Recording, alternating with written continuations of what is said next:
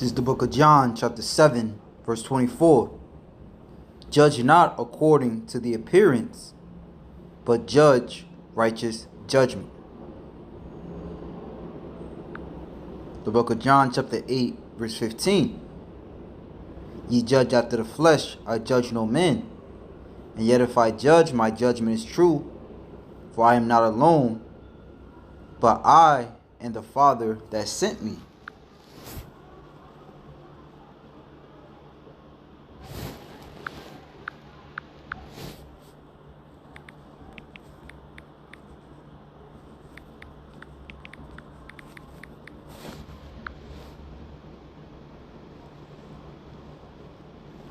First Peter chapter 2,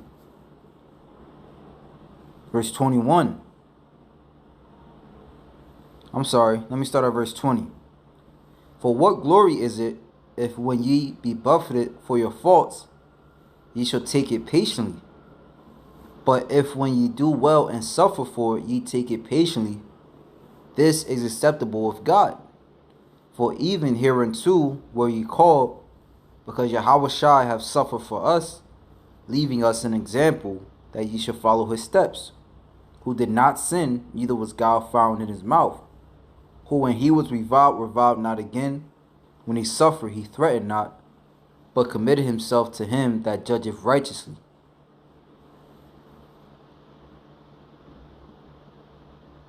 And the point stands that Yahushua and Yahweh judges not according to appearance, but they judge righteously, in which we have the book of Proverbs, the stories, the book of Ecclesiastes, all right? Different acts of men of old to teach us how to do so. All right? And before I continue, I want to give all praises, all honor, and all glory to Yahweh, Ba'ashem Yahushai, Ba'ashem Rakakwadash, for allowing me to do another lesson. Yahweh is who the world ignorantly calls God. Yahushai is his son, who the world ignorantly calls Jesus Christ. And there is no God beside them. I want to give double honors to the elder apostles and the elder bishops of the great millstone, and salutations to the elect, whom the Lord hath given ears to hear. Now,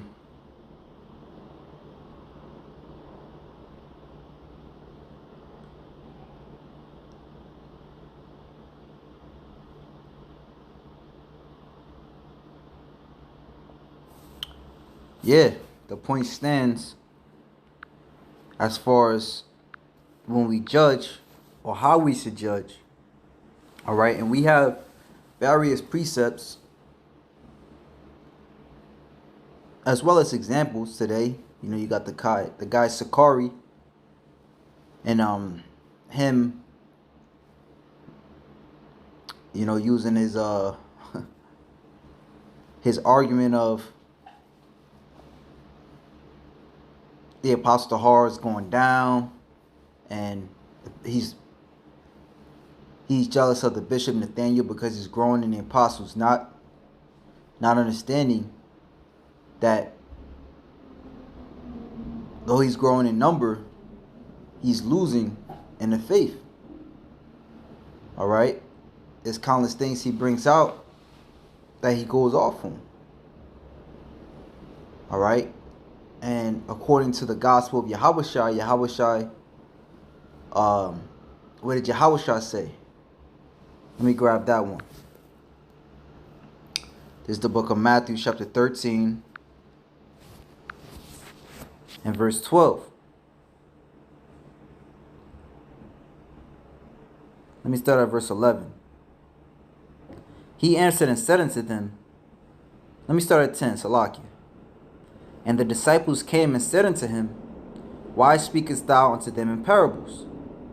He answered and said unto them, because it is given unto you to know the mysteries of the kingdom of God, but to them it is not given. For whosoever hath, to him shall be given, and he shall have more abundance. But whosoever hath not, from him shall be taken away, even that he hath. All right, and we see that with the Bishop Nathaniel and his followers. They're growing in number, but they're losing in the spirit. Whereas the men of Great Millstone, all right, are doing both. They're growing in number and they're gaining in the spirit. Again, as we see different examples of what not to do, is bringing more light to the lessons that the apostles, the elders apostles, the elder bishops, and so on and so forth, have been doing through the spirit. All right, so let me grab that. Proverbs 31, verse 9.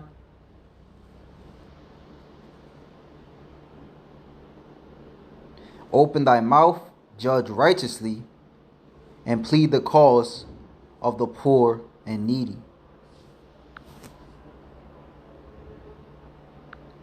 This is Sirach chapter 39, verse 22.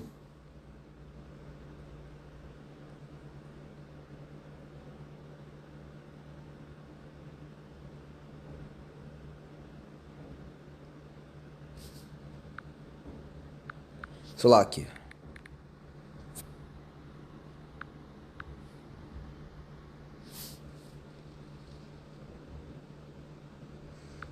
Verse 23. Salakia. Be faithful to thy neighbor in his poverty, that thou mayest rejoice in his prosperity. Abide steadfast unto him in the time of his trouble, that thou mayest be heirs with him in his heritage. All right, and ultimately this is talking about Yahweh Shai. Because at the point, in the beginning, even at the time of Yahweh Shai's first appearance, he was lowly. The scriptures say that he was not as a man that, what it says in Isaiah 53. He was not like, he didn't come in golden apparel. He didn't come as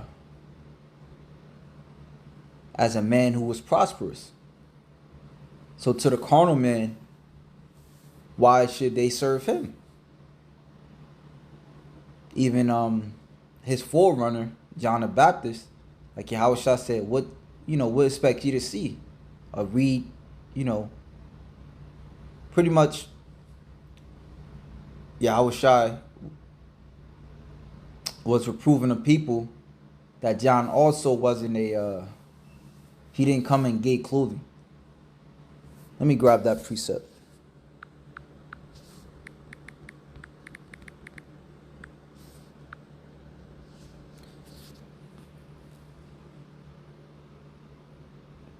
This is Matthew chapter 11.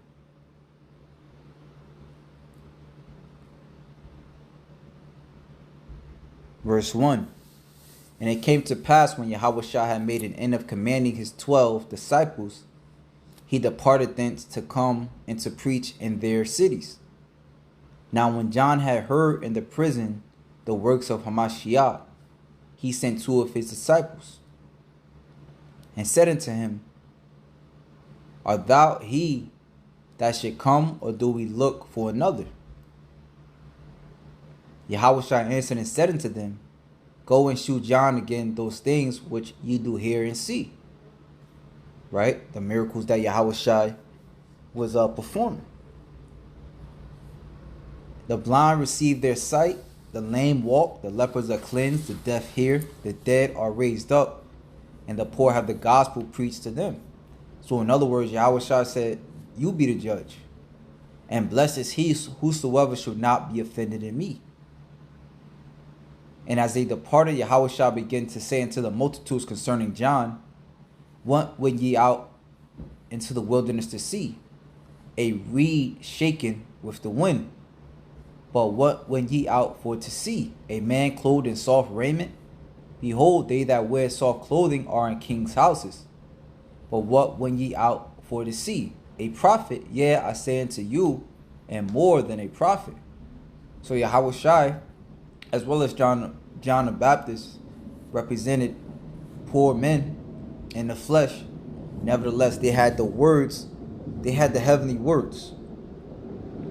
So we go out to Sirach 22 verse 23.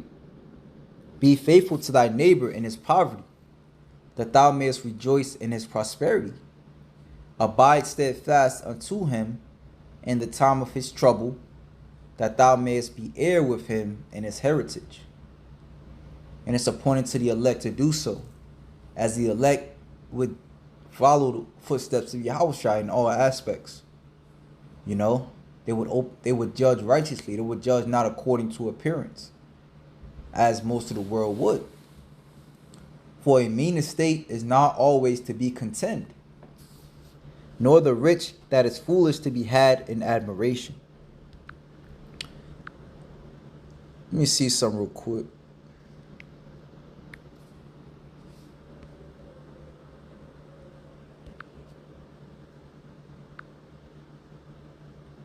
It says, Sirach 22 verse 23 in the GNT. In the first place, what the hell? Oh, okay, Salaki.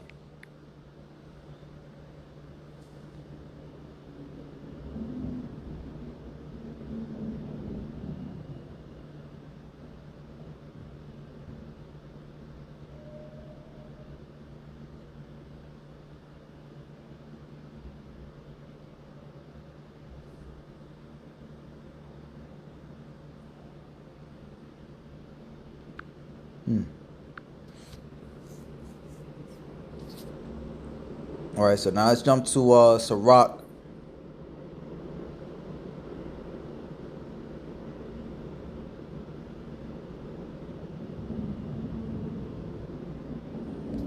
Chapter 23, verse 1. Oh Lord, again, because we're talking about judging righteously, right? So it says, O Lord, Father and Governor of all my whole life, leave me not to their counsels, and let me not fall by them, those who don't judge righteously. Essentially, the 2/3.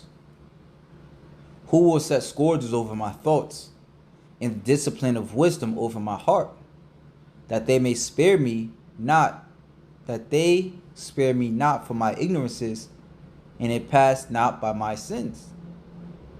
Lest my ignorances increase and my sins abound to my destruction, and I fall before my adversaries, and my enemy rejoice over me, whose hope is far from thy mercy. O Lord, Father and God of my life, give me not a proud look, but turn away from thy servants always a haughty mind. Turn away from me vain hopes and concupiscence, and thou shalt hold him up that is desirous always to serve thee. Okay? And the point is to turn away from the ways of the flesh. All right? And in that aspect, you'll be justified. You know, because none of us are perfect. Nevertheless, you know, being in this flesh, you know, in this flesh, you know, you have a holier than thou mentality. That's why we got to walk according to Yahweh Ba'ashim Yahushua. All right? And take rebuke, as it is also written, reprove a wise man, and he will yet become wiser.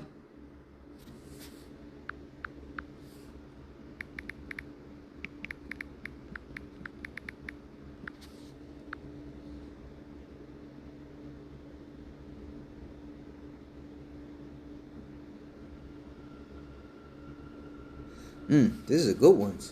Proverbs 25:12. I want to read.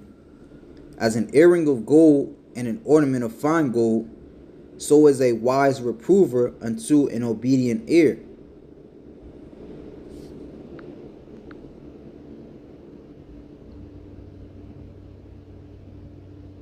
Proverbs 9:8. Reprove not a scorner, lest he hate thee. Rebuke a wise man, and he will love thee. Give instruction to a wise man, and he will be yet wiser. Teach a just man, and he will increase in learning. The fear of the Lord is the beginning of wisdom, and the knowledge of the holy is understanding.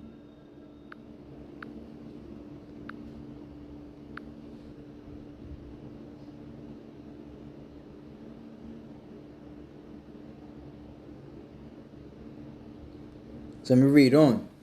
Let not the greediness of the belly, back in Sirach 23, in verse 6, nor lust of the flesh take hold of me, and give not over me thy servant into an impudent mind. And the scary thing of this truth is one day you could be reproving a man, and then the next day you could be on his side,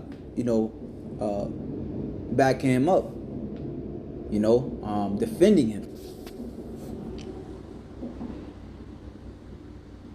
And we've seen that time and time again.